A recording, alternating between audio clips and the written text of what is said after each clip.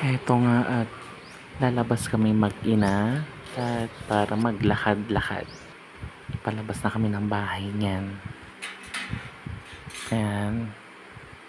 Pinuksan ang gate at nasa labas na. Pagkasara, eto na. Palabas na kami ng ayan, daan. Nasa daanan na kami at nag-hi pa si mama sa aming video. So ayan, naglalakad-lakad na kami punta ng labas. Tapos ayan na. Ito nga at nasa court na kami kanina at ito'y nasa labas na. Ayan, lumagpas na kami dyan ng paradahan ng tricycle. At ayan, sabi ko dyan, dahil si mama ay may kabagalan na ang paglakad, kaya nahuhuli si mama. But it's okay. So we enjoy naman our bonding together. Okay. So ganyan. Palipat-lipat ng anggulo para naman malaman kung saan mas magandang pagkuha. Diba? Ayan, may patrak pa po ang aming nadaanan. May kalayuan ng kaunti si mama, pero hinihintay ko din siya para magkasabay kami for the ikot ng person. Alam niyo naman. Ayan, sarap ng hangin dyan at malakas. Kitang kita naman diba sa aking buhok na tinatangay. Charot. So ganyan. Okay. And then lakad-lakad lang para exercise na din. Ayan ang daan. Okay, palabas ng aming barangay. Kaya makikita ninyo may mga aso pa sa daanan. Diba? First time ko mag voice over. Okay, kaya pagpasensyahan nyo na siguro yung mga nasasabi ko. Naway inyong mapagtiyagaan, diba? At ayan, ayos naman for the tingin-tingin ng mga person. Ang sarap mag sightseeing, i-enjoy lang ang bakasyon. Okay, kasi ang sarap talaga kapag langhapin ang simoy ng hangin, lalo't ngayong hapon mahangin na, hindi na mainit, diba? Nasa school na nga pala kami niya ng elementary, Kamachile Elementary School ng aming barangay. Ay, kalayuan na yan. Actually palabas na nga ng Kamachile yan. Kaya ayan, ayan. At si mama ay nasa likod palagi. Naya ko naman.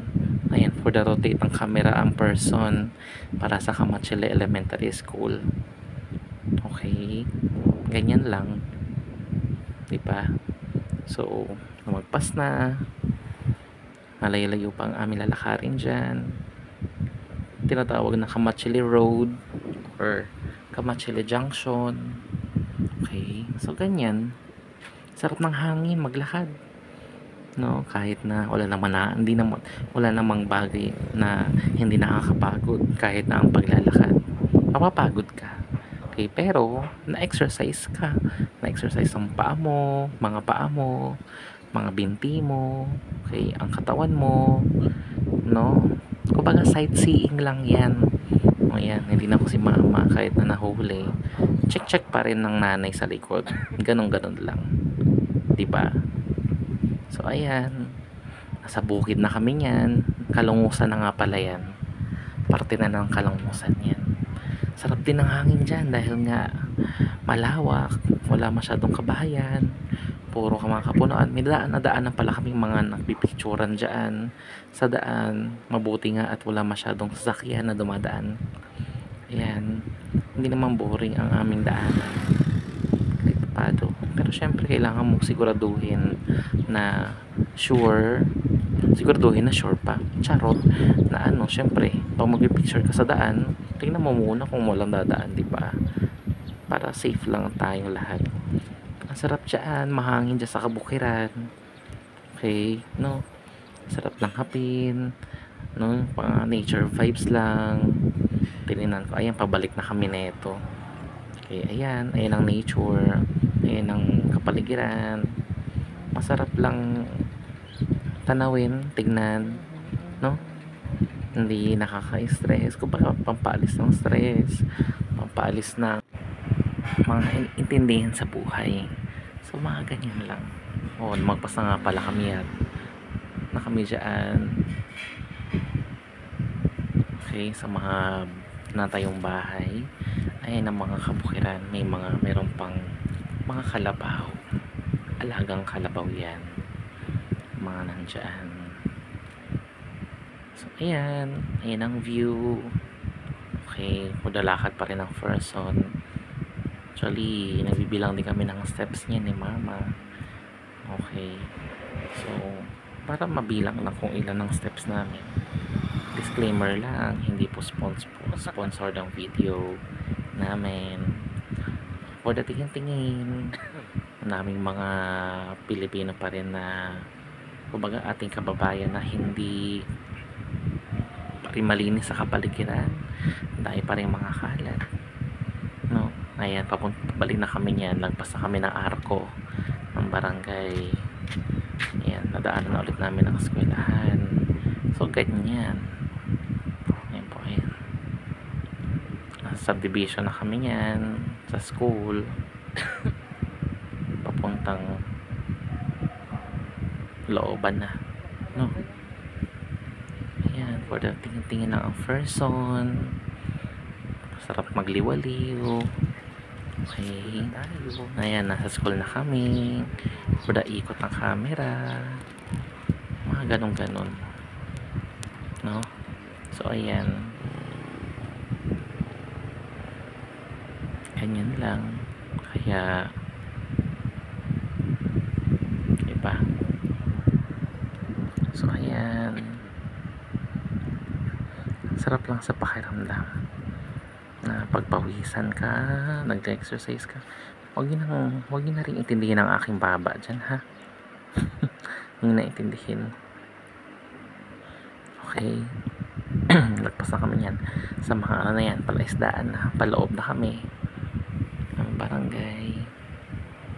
So ayan, ganyan po ang itsura ng Kamachila Road at papasok na aming barangay. May kausap nga pala ako dyan. Yan lang. So ayan, for the lingon-lingon pa rin si mother, mga halalaman. Ayan, for the ikot ang person.